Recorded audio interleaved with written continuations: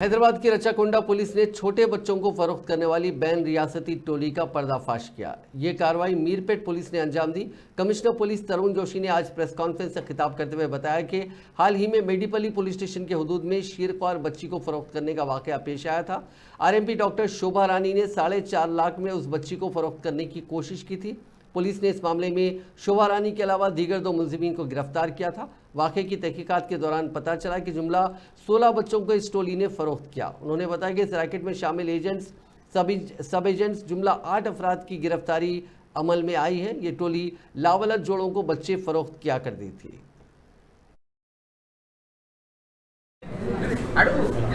तो ये अंतर्राष्ट्रीय बच्चों को बेचने का एक जो रैकेट है उसको राचाकोंडा पुलिस ने बस्ट किया है। इसमें कुछ लोग गैर कानूनी तरीके से बच्चों को दिल्ली और पुणे से लेकर अलग अलग जगह बेच रहे थे। वहाँ से लाकर के विजयवाड़ा और हैदराबाद, जहाँ कि हमारा एरिया जो घटकेसर है, वहाँ पर कुछ लोगों को हमने अरेस्ट किया है।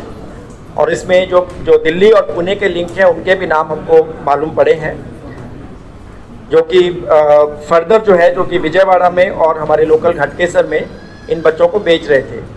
तो ये पूरा प्रोसेस में स्टार्टिंग से लेकर कभी कहीं पर 50,000 से लेकर 1 लाख में बच्चों को दिया जा रहा था। जो पेरेंट्स बच्चों को अपने पास नहीं रखना चाह रहे उनसे लेकर, और उसके पास ये 2-3 लेवल से होते हुए एंड कपल्स जिनको बच्चों की ज़रूरत है, जो कि उनको अडॉप्शन का कानूनी कार्रवाई करना नहीं चाहते, क्योंकि वो थोड़ी लंबी है और उसमें थोड़ा समय लगता है। तो उसको अवॉइड करके जल्दी बच्चों को अडॉप्ट करने की कोशिश करने के लिए वो लोग पैसे खर्चने के लिए रेडी हैं।